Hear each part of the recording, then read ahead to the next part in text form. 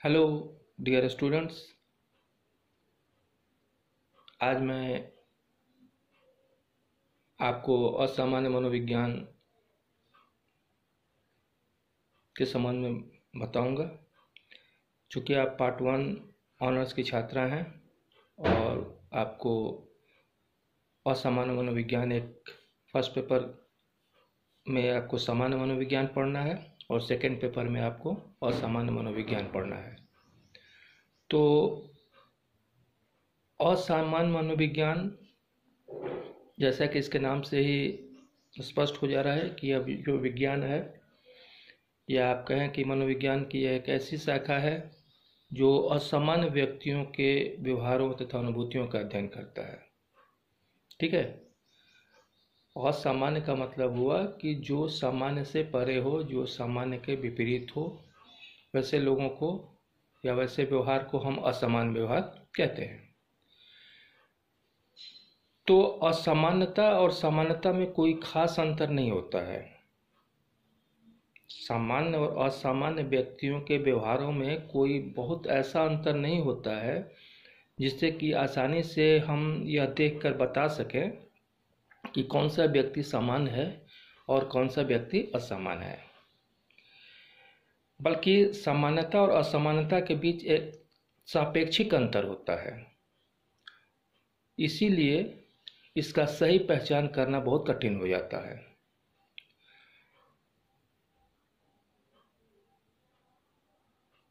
समाज विरोधी व्यवहार करना, मानसिक असंतुलन या अभियोजन की अयोग्यता। अभियोजन की अयोग्यता का मतलब हुआ कि कहीं एडजस्ट करने में, जो किसी नई परिस्थिति में, नए वातावरण में यदि व्यक्ति को रखा जाता है तो वहाँ उसे एडजस्ट करने में प्रॉब्लम हो सकता है।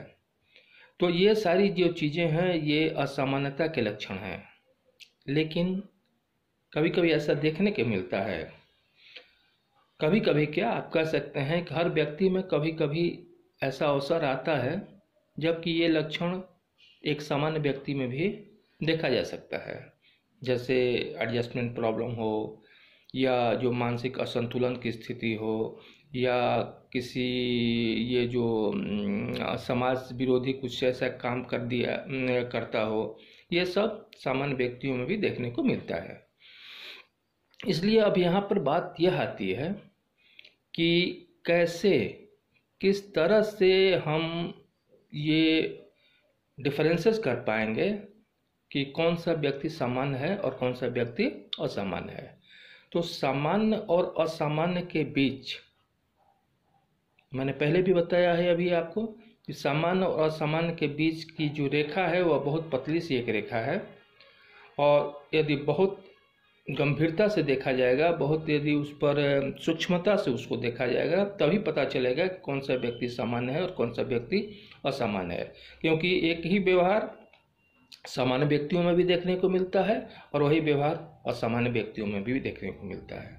तो इसके लिए हम कुछ दृष्टिकोणों की चर्चा करेंगे आपके सामने, कुछ अप्रोचेस का, कुछ व्यूज़ का चर्चा करेंगे, जिसके आधार पर हम ये कहेंगे कि कौन सा व्यक्ति सामान्य है और कौन सा व्यक्ति असामान्य है, या किस व्यक्ति को हम सामान्य कहेंगे, किस व्यक्ति के व्यवहार को हम सामान्य कहेंगे और किस व्यक्ति के व्यवहार को हम असामान्य कहेंगे। तो इसमें पहला जो अप्रोच है वह है सांख्यिकीय दृष्टिकोण। क्या है पहला अप्रोच है सांख्यिकीय दृष्टिकोण, स्टैटिस्टिकल अप्रोच। स्टैटिस्टिकल अप्रोच जो है वह असामान्यता का सबसे प्रचलित धारणा है। मतलब कि असामान्यता और सामान्यता में सिर्फ मात्रा का अंतर होता है। सामान्य और असामान्य के बीच मात्रा का अंतर होता है, प्रकार का कोई अंतर नहीं होता है। Normal and abnormal differ in degree, not in kind. प्रकार में अंतर नहीं होता है, बल्कि होता है क्या, किस चीज़ में अंतर, उसके मात्रा में। यानी कि सामान्य व्यक्ति जिस व्यवहार को करता है उसी व्यवहार का बढ़ा हुआ या घटा हुआ आपको और स्पष्ट रूप से बताएं कि यदि कोई सामान्य व्यक्ति यदि किसी व्यवहार को वह करता है और उसी वह सेम व्यवहार यदि कोई दूसरा व्यक्ति उस व्यवहार को करता है और कई बार करता है, उसकी मात्रा बढ़ जाती है। व्यवहार करने की मात्रा यदि बढ़ जाती है, कोई हाथ धोता है, बाथरूम से टॉयलेट से आने के बाद हाथ धोना, यह एक सामान्य घटना है, यह एक सामान्य व्यवहार है, हर व्यक्ति हर इसको करता है। लेकिन वहीं यदि कोई व्यक्ति टॉयलेट से आने के बाद बार बार हाथ धोता हो, सिर्फ हाथ ही नहीं धोता, पूरे हाथ के ऊपर तक हाथ धोता हो, यहाँ तक कि कुछ लोग तो स्नान भी कर लेते हैं, तो कहने का मतलब यह है कि यदि सामान्य व्यवहार से यदि उसका विचलन बढ़ जाए, यदि सामान्य व्यवहार से वह उसकी मात्रा बढ़ जाए, तो उसको हम असामान्यता की श्रेणी में रखते हैं। उसके व्यवहार को हम असामान्यता की श्रेणी में रखे हैं। और उसी तरह से यदि कोई सामान्य से जो सामान्य व्यवहार है, उस सामान्य व्यवहार से कम व्यवहार या नीचे की ओर उसका यदि विचलन होता है, तो उस व्यवहार को भी हम असामान्य के कैटेगरी में रखते हैं, श्रेणी में रखते हैं। जैसे मैंने हाथ धोने की ही बात आपसे की कि हाथ धोना, टॉयलेट से आकर हाथ धोना एक सामान्य घटना है, हर कोई करता है। लेकिन वही घटना उसी व्यवहार को यदि कोई नहीं करे, कोई टॉयलेट से आए और हाथ नहीं धोए, तो क्या कहा जाएगा? इस व्यवहार को भी असामान्य कहा जाएगा। तो ये स्टैटिस्टिकल अप्रोच जो है, स्टैटिस्टिकल अप्रोच यही कहता है कि सामान्य और असामान्य के बीच प्रकार का अंतर नहीं होता है। प्रकार का मतलब कि जो व्यवहार करने का प्रकार है उसमें कोई अंतर नहीं होता है, बल्कि ये व्यक्ति के उस व्यवहार में चाहे तो बढ़ोतरी देखने को मिलती है या उसमें घटा हुआ उसका रूप देखने को मिलता है। तो यह बढ़ा हुआ रूप और घटा हुआ रूप दोनों ही स्थितियों में वह असामान्यता का द्योतक है। यही स्टैटिस्टिकल अप्रोच हुआ कि इसमें मात्रा का अंतर होता है, एक ही व्यवहार को बार बार करना यह असामान्यता हुआ, एक सामान्य व्यवहार को नहीं करना यह असामान्यता हुआ। तो ये सिर्फ मात्रा का अंतर होता है, प्रकार का कोई अंतर नहीं होता है। उसी तरह से दूसरी दृष्टिकोण हम की चर्चा करेंगे, वह है अभियोजन की उपयुक्तता की कसौटी। अभियोजन की उपयुक्तता की कसौटी, एडिक्वेसी ऑफ एडजस्टमेंट। अभियोजन की उपयुक्तता। अभियोजन की उपयुक्तता का मतलब क्या हुआ कि हर व्यक्ति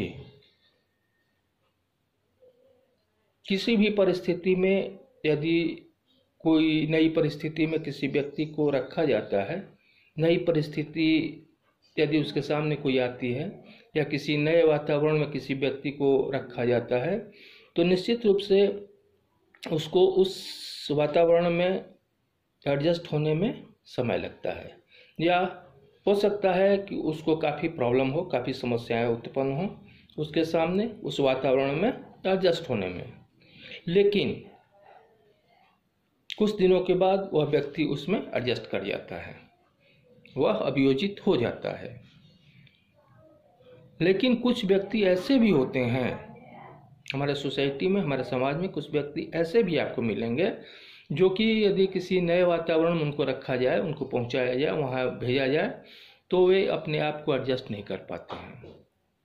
उनके साथ इतना ज़्यादा प्रॉब्लम हो जाता है कि वह कभी भी उस वातावरण में अपने आप को एडजस्ट कर ही नहीं पाते हैं।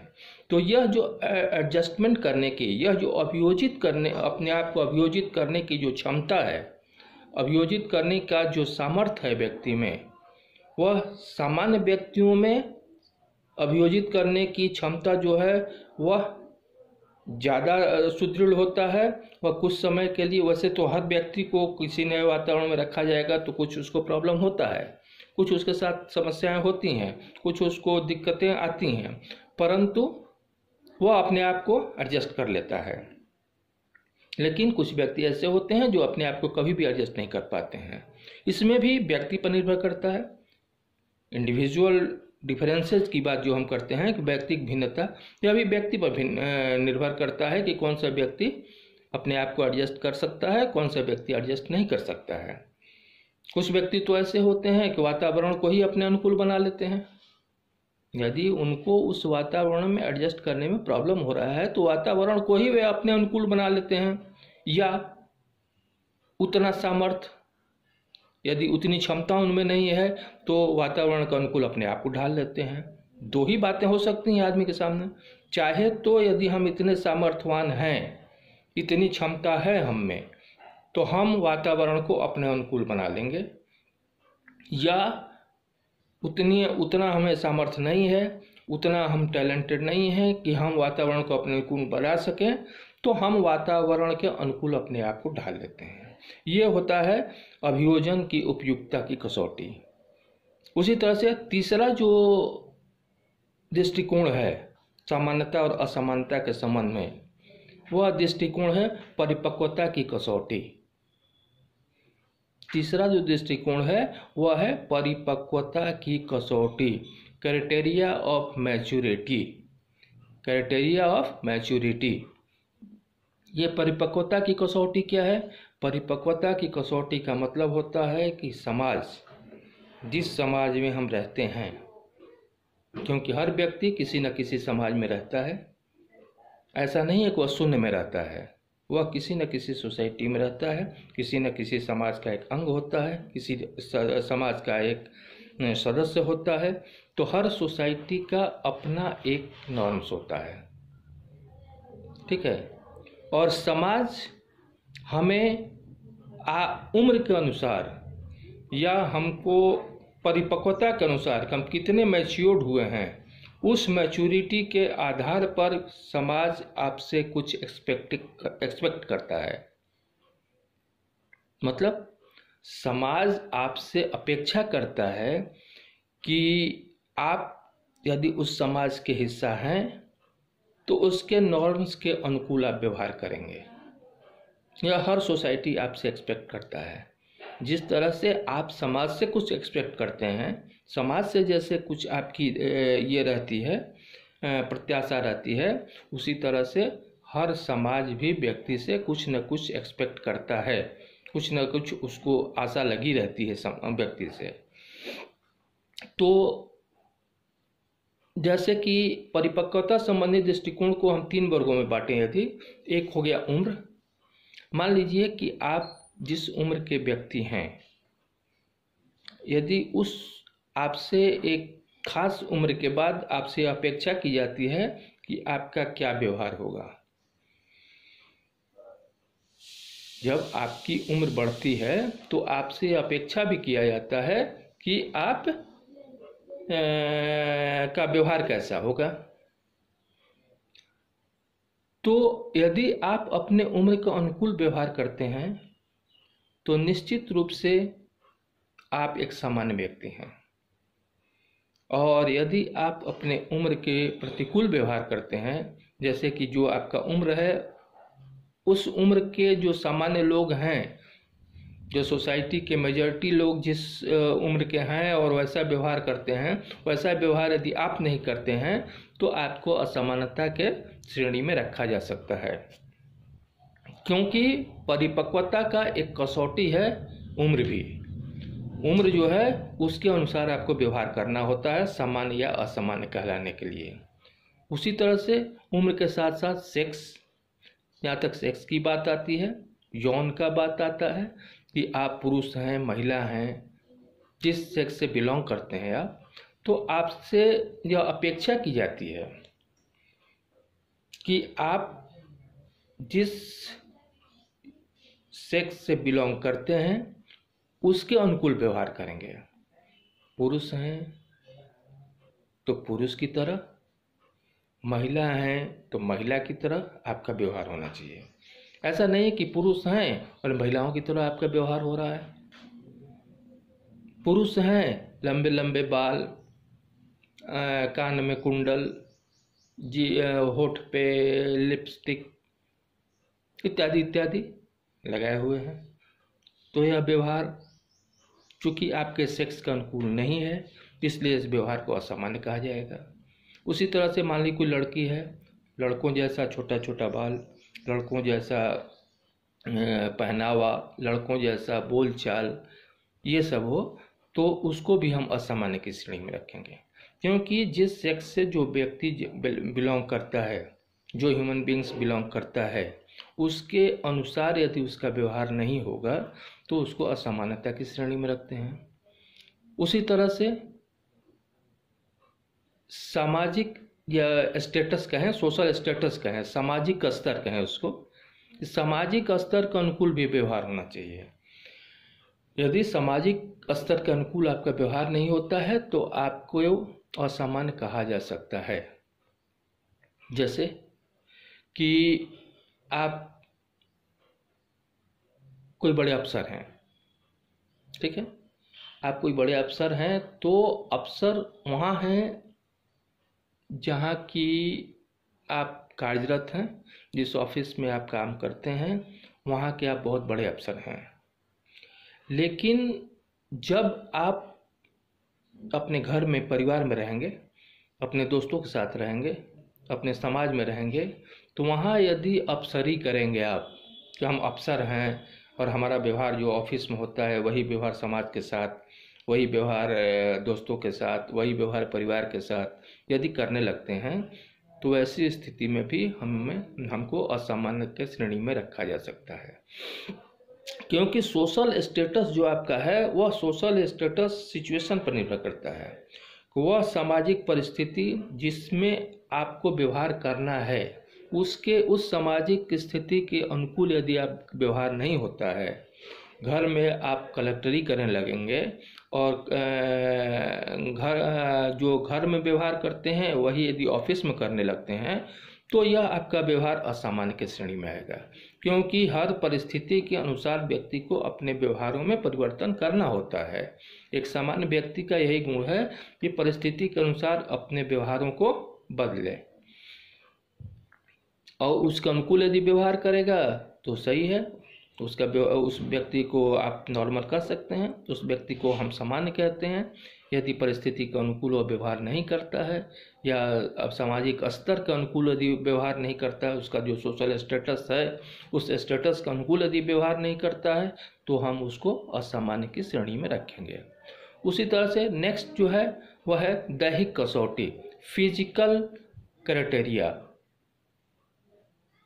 चौथी जो क्राइटेरिया है जिसके आधार पर हम सामान्य और असामान्य के बीच अंतर स्पष्ट करते हैं, वह है फिजिकल क्राइटेरिया या दैहिक कसौटी। दैहिक कसौटी का मतलब हुआ कि हर व्यक्ति शारीरिक रूप से एक दूसरे से भिन्न होता है। हो सकता है कि कुछ व्यक्ति ऐसे हों जो शारीरिक रूप से या दैहिक रूप से विकलांग हों, क्रेटिन हों, क्रेटिन मतलब बौने हों, या सामान्य व्यक्तियों से बहुत ज़्यादा लंबे हों, सामान्य व्यक्तियों से छोटे हों, या उनका जो शारीरिक बनावट है वह सामान्य व्यक्तियों से कुछ अलग किस्म का है। ये सब जो फिजिकल क्राइटेरिया हैं, ये सब जो दैहिक दृष्टिकोण हैं, इसके आधार पर भी हम सामान्य और असामान्य की श्रेणी में व्यक्तियों को रखते हैं कि कौन सा व्यक्ति सामान्य है। यदि सोसाइटी का मेजॉरिटी ऑफ द पीपल से हटकर यदि किसी का शारीरिक बनावट है, जिस पॉपुलेशन में वह रहता है वहाँ के जितने जो लोग हैं उनसे हटके यदि कोई शारीरिक बनावट किसी व्यक्ति का है, तो निश्चित रूप से वह व्यक्ति असामान्यता के दायरे में आएगा। मान लीजिए कि कोई समाज ऐसा है जहाँ कि सिर्फ नाटे नाटे लोग हैं, बौने बौने लोग हैं, और उसमें यदि कोई आदमी, कोई लंबा व्यक्ति आ जाए या कोई लंबा व्यक्ति उसमें पैदा हो जाए, जन्म ले, तो उस व्यक्ति को हम असामान्य की श्रेणी में रखेंगे। क्योंकि जो हमारा जनरेशन है, जो वहाँ का सोसाइटी है, उससे अलग हट के उसका दैहिक या उसका जो फिजिकल कंडीशन है या उसका जो फिजिकल ग्रोथ है या फिजिकल जो उसकी संरचना है, शारीरिक जो उसकी संरचना है, वह सामान्य लोगों से अलग है। इसलिए हम वैसे लोगों को भी हम असामान्य के श्रेणी में रखते हैं। उसी तरह से मनोवैद्यकीय कसौटी क्या हुआ? ये हुआ साइकोपैथोलॉजिकल क्राइटेरिया। साइकोपैथोलॉजिकल, मनोव्याधिकी, व्याधिकी का मतलब होता है बीमारी, रोग। अब मनो का मतलब होता है साइकी, मानसिक। तो मानसिक रोगों से संबंधित क्राइटेरिया, मानसिक रोगों से संबंधित जो हमारा क्राइटेरिया है उसको हम कहते हैं मनोव्याधिकीय कसौटी। और इसके आधार पर भी सामान्य और असामान्य में अंतर किया जाता है कि किस व्यक्ति को हम सामान्य कहेंगे और किस व्यक्ति को असामान्य कहेंगे। कुछ लोग ऐसे होते हैं जो बचपन से ही, जिनकी बुद्धि लब्धि, जिनका IQ सामान्य बच्चों से कम होता है, या जिनका मानसिक विकास सामान्य बच्चों से उसकी गति कम होती है। मानसिक विकास जिस रफ्तार से दूसरे बच्चों का होता है उस रफ्तार से उसकी नहीं होती है। उसको समाज के जो नॉर्म्स है उनको सीखने में उनको प्रॉब्लम होता है। यानी कहें कि मानसिक रूप से यदि कमज़ोर हैं या अन्य और भी कोई यदि साइकोलॉजिकल डिजीज़ हो, मनोवैज्ञानिक रोग हो, मनोवैज्ञानिक व्याधि हो, तो वैसी परिस्थिति में भी हम यह देखते हैं कि मानसिक रोग से पीड़ित व्यक्ति या इस तरह से के व्यक्ति जो बच्चे होते हैं जो मानसिक रूप से कमज़ोर होते हैं, मेंटली रिटायर्ड होते हैं, या जो विकलांग बच्चे होते हैं, ये मानसिक व्याधि से ग्रसित होने के कारण सोसाइटी से अलग रहना चाहते हैं। सामान्य बच्चों से वे अपने आप को अलग रखना चाहते हैं, जिसके कारण उनका मानसिक विकास प्रॉपर ढंग से नहीं हो पाता है। क्योंकि समाज में या समाज का एक जो समूह है बच्चों का, उस समूह में जो बच्चे रहते हैं और समूह के बच्चों के क्रियाकलापों में हिस्सेदारी करते हैं, उसमें अपनी सहभागिता निभाते हैं, वैसे बच्चों का मानसिक और शारीरिक विकास वैसे बच्चों की अपेक्षा तेज़ी से होती है जो मानसिक रूप से बीमार रहते हैं, जो मानसिक रूप से कमज़ोर हैं, जो घर में रहते हैं क्योंकि उनको कोई एक्स्ट्रा केयर की ज़रूरत पड़ती है, तो ये सब घर में ही मिलता है और बाहर वो निकल नहीं पाते हैं, इसलिए उनका मानसिक विकास भी बहुत सही ढंग से नहीं हो पाता है। तो इस कारण भी हम सामान्य और असामान्य में अंतर कर सकते हैं कि जो व्यक्ति मानसिक रूप से स्वस्थ हो, जिन व्यक्तियों में मानसिक रोगों का प्रादुर्भाव नहीं हुआ हो या उसमें कमी हो या नहीं हो, वैसे स्थिति में हम उसको सामान्य व्यक्ति कह सकते हैं। और जो मानसिक रूप से जो ग्रसित व्यक्ति होते हैं, जो मानसिक रूप से कमज़ोर बच्चे होते हैं, उन बच्चों को या वैसे व्यक्तियों को हम असामान्य की श्रेणी में रख सकते हैं। तो उपयुक्त ये 5 जो दृष्टिकोण या क्राइटेरिया की बात हम कर रहे थे, तो ऐसी बात नहीं है कि किसी एक क्राइटेरिया के आधार पर हम यह सुनिश्चित कर लें कि कौन सा व्यक्ति सामान्य है और कौन सा व्यक्ति असामान्य है।